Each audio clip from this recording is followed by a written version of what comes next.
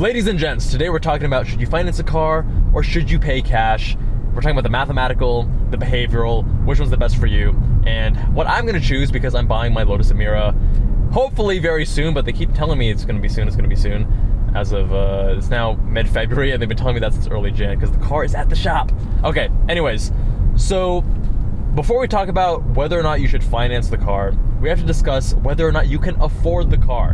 Most Americans, they're buying way too much car for their income. They can't afford these cars, and even though technically they can afford the car, they can't actually afford the car, meaning that they're not making a wise financial decision. So, two guidelines I've come across when it comes to purchasing a car, and I think both are reasonable. One is based on income, one is based on net worth. So for income, you're looking at 1/3 of your annual income being the upper limit of how much car you can buy. So let's say you make $100,000 per year. That leaves $33,000 for a car. I think that's pretty reasonable. Are you buying an M3? No, but you probably shouldn't be buying an M3 if you're only making $100K per year. Unless you've worked very hard, saved a lot, invested, and now you have a large net worth. Which brings us to the second guideline, your net worth. So the guidelines I've heard here are between 2 and 10%. That's gonna sound ridiculous to a lot of you guys, but hear me out.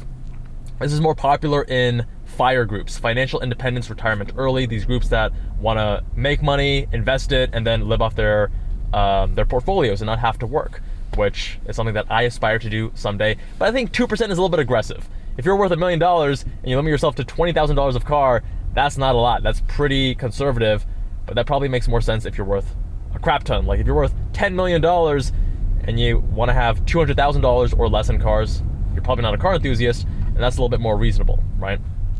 So for those people, I would say maybe read Die with Zero by Bill Perkins, a really good book where, you know, saving money as the end-all be-all number one goal is not the answer, although it is important. And then 10% would be if you're worth $1 million, then you can buy up to $100,000 in a car, and I think that's much more reasonable.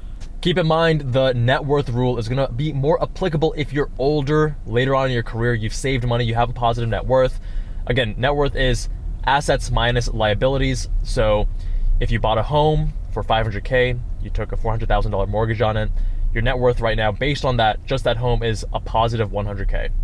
If you have student loans, negative 50 student loans, like me when I was 25 in med school, then yeah, you're gonna have a negative net worth. This rule doesn't make sense. But let's say that home you buy appreciates. It's no longer $500K, it's now $600K.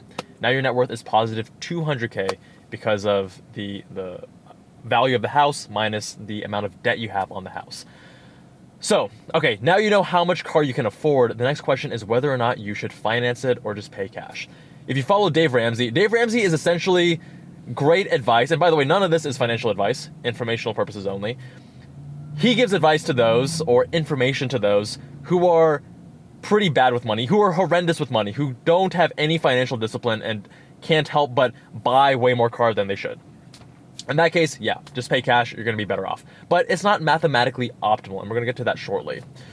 On the other hand, if you do have financial discipline, you need to weigh the pros and cons from a mathematical perspective, because again, we're all somewhat emotional creatures. Some might be a little bit more logical when it comes to money than others, but at the end of the day, no one is 100% logical. So, if you have a low cost of money, you can get a loan at a very good competitive rate, then it's gonna make sense to finance as much of the car as you can. So when I bought this 2023 Mazda CX-50 and when I bought my 2022 Toyota GR86, I financed both. And for both of them, I got 2.49% on, I think it was 36 months. So on the shorter time period, it's a lower rate. If you go a longer time period, 48 months, 60 months, etc., it's gonna be a higher rate.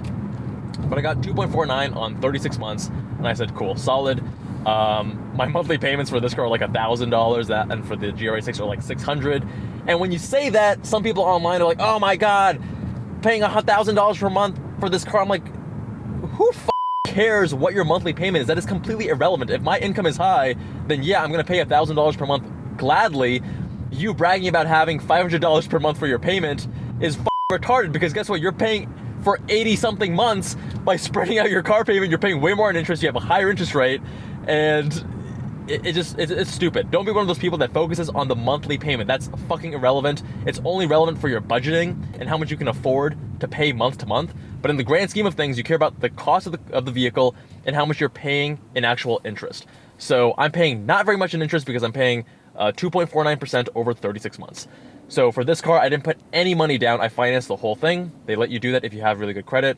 And if your debt to income ratio makes sense. So the higher your income and the lower your debt, the more favorable it is to them. It's lower risk to them to lend you the money, right?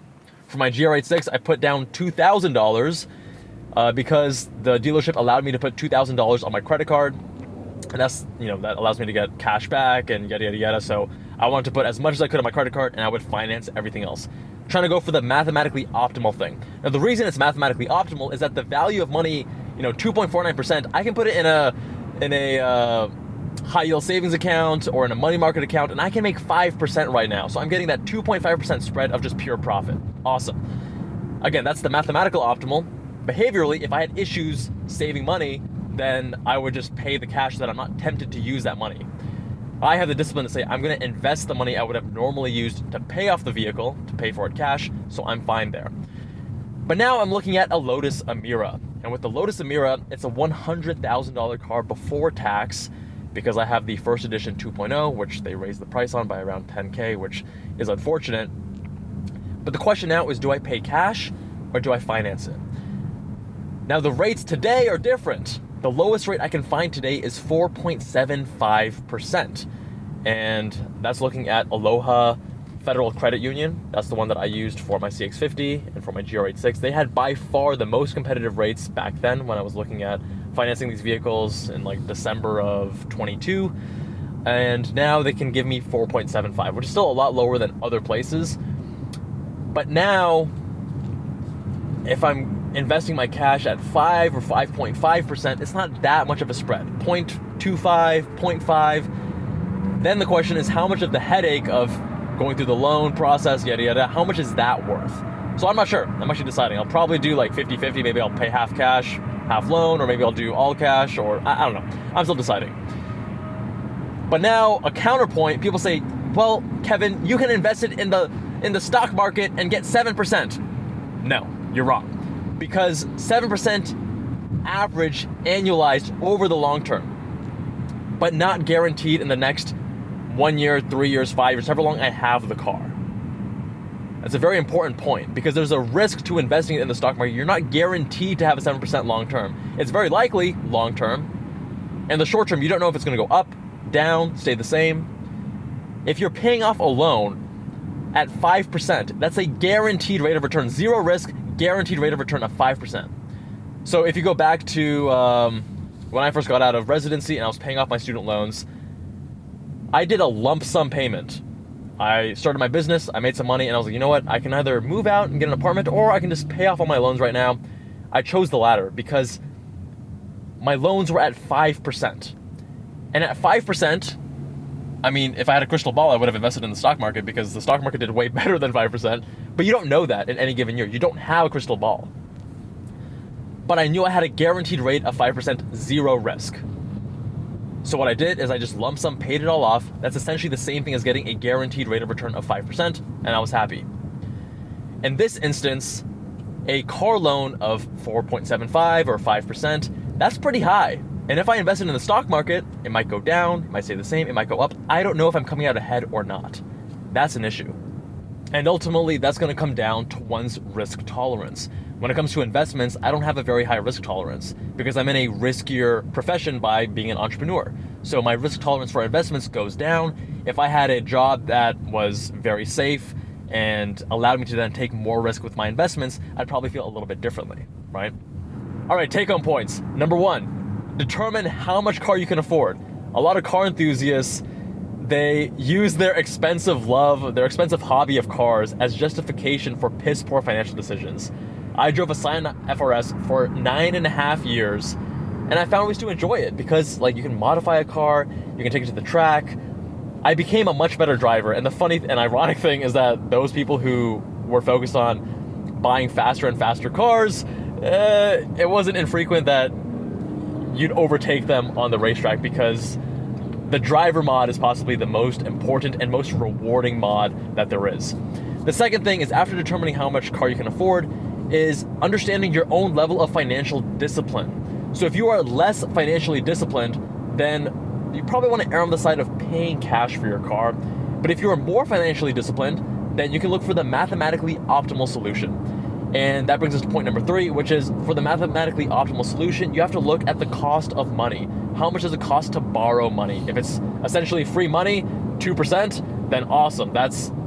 You're probably gonna wanna finance more. Whereas if the cost of money is high, looking at 6, 7, 8%, then you probably don't want to finance as much because the ROI, the return on investment for that cash, you're probably not going to be able to beat 6 to 8%. So take the guaranteed rate of return by just not taking out the loan in the first place, or by paying off the loan quicker.